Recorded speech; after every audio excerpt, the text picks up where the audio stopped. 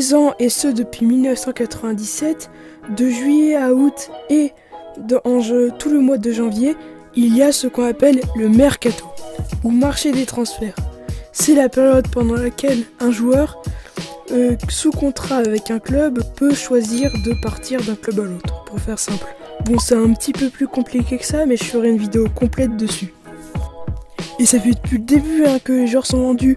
Le premier joueur à avoir été vendu, c'était Willie Gross pour 100 livres sterling en 1893.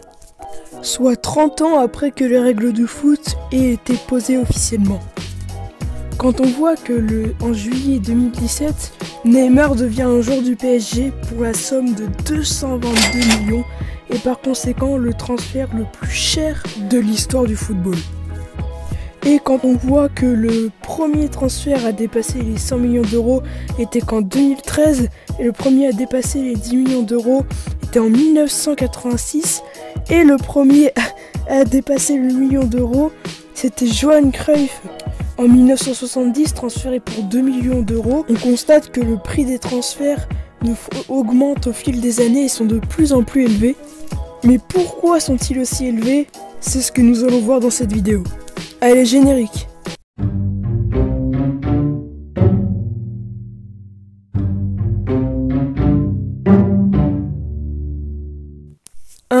L'offre et la demande. Certains joueurs sont très demandés. On connaît leur talent et les clubs sont prêts à mettre très cher pour s'acquérir les services de ce joueur. Ce sont soit des grandes stars qui ont fait leurs preuves. Dans ce cas-là, c'est intéressant parce qu'en plus, on a les revenus de vente de maillots. On l'a vu avec Messi, Manchester City était prêt à mettre très cher pour avoir Messi. Et le Barça qui voulait par exemple récupérer Neymar et était prêt à mettre aussi très très cher. Soit c'est un très jeune joueur très prometteur, mais dans ces cas-là, c'est dangereux. Parce que le joueur n'a pas encore fait ses preuves. Mais au contraire, il peut devenir la nouvelle star du football. On l'a vu par exemple avec Joao Félix acheté 126 millions d'euros et qui est pour l'instant encore moins d'être le meilleur. Donc comme je le disais, les joueurs ou les équipes peuvent te faire monter les enchères car en face le club est souvent un gros club et a très souvent, comme on va le voir dans la prochaine partie, des revenus presque illimités et ne va pas hésiter à mettre énormément d'argent sur la table et payer la somme que lui demande le club en face pour s'acquérir les services de ce joueur. Prenons comme exemple, imaginons moi je suis un club moyen, j'ai une pépite, il est très fort dans mon équipe, mais un club vient me donner énormément d'argent et je lui en demande plus et il me paye et du coup le joueur part et moi je suis content parce que j'ai de l'argent, même si mon meilleur joueur qui a été formé au club vient de partir.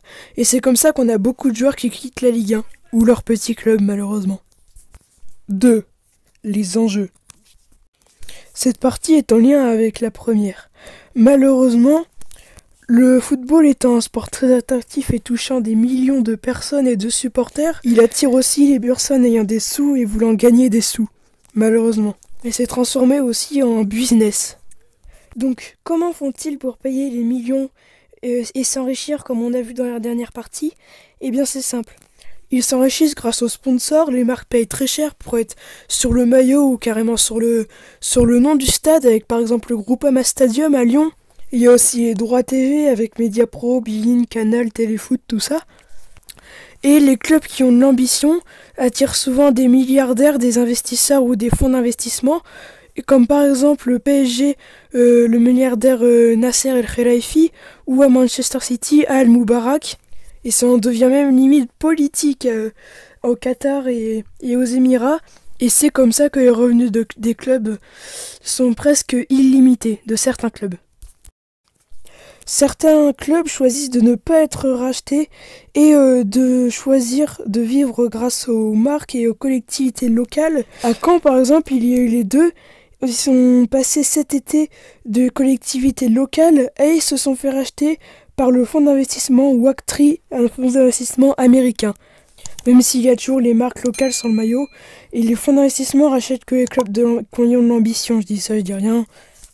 Et dans les enjeux économiques, on a aussi pourquoi les enchères grimpent, tout simplement pas forcément par le talent du joueur, mais aussi par sa notoriété et ils peuvent faire vendre beaucoup de maillots. 4. les agents. On a un très bel exemple pour cette partie, c'est le transfert récent Arthur Pjanic. Donc en fait, Arthur a été transféré à la Juventus et Pjanic au Barça. Et les deux prix des deux joueurs ont été surestimés car les agents, lors d'un transfert, perçoivent 5 à 10% du prix du transfert. Donc forcément, les deux agents se sont arrangés, ont gonflé les prix des transferts, comme ça, eux, ils en sont mis plein, ils ont gagné plus d'argent. Si ça vous intéresse, il y a le youtubeur Romain Molina qui en a parlé, il parle beaucoup de tout ce qui est la partie sombre qu'on n'aime pas trop du football. C'est très intéressant, je vous mets le lien en description. 5. Conclusion.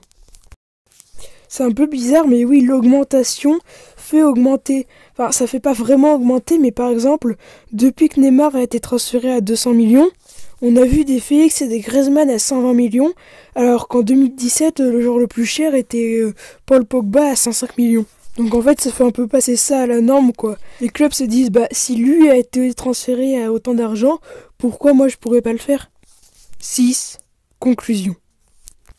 Donc pour conclure, les transferts sont élevés parce que les joueurs font grimper les enchères, parce que les clubs s'enrichissent aussi parce qu'il y a des investisseurs et beaucoup de marques qui investissent. Ça augmente aussi parce que les agents et les recruteurs perçoivent un pourcentage sur le transfert et donc surestiment pour gagner plus d'argent. Même si ces chiffres sont énormes, ils sont assez vite rentabilisés parce qu'ils ne font pas forcément de l'argent que sur le terrain, mais font aussi de la vente de maillots et de produits dérivés. Mais si on achète un jeune joueur qui n'a pas encore fait ses preuves, là c'est risqué. Dans cette vidéo, on a parlé d'économie et d'argent dans le football. On n'aime pas trop en entendre parler de ça dans le football, mais je pense que c'est une question qui est intéressante. J'espère que j'aurai été assez clair. Si vous avez des questions, des choses qui n'ont pas été assez claires, dites-le moi en commentaire. J'espère que c'était pas trop long. Et si vous avez une question pertinente pour le prochain Les questions foot, mettez-la à moi en commentaire et je ferai une vidéo dessus. Ouais, je voulais remettre des choses en place. Il y a beaucoup de préjugés sur les transferts. Je ferai une vidéo complète dessus. Et non, c'est pas si aberrant que ça parce que les transferts, ça se vient entre clubs, justement. C'est de l'argent entre investisseurs. Ce qui est plus scandaleux, ce sont les salaires. Ouais, likez et surtout abonnez-vous. On vise les 300 abonnés avant février. Allez, salut!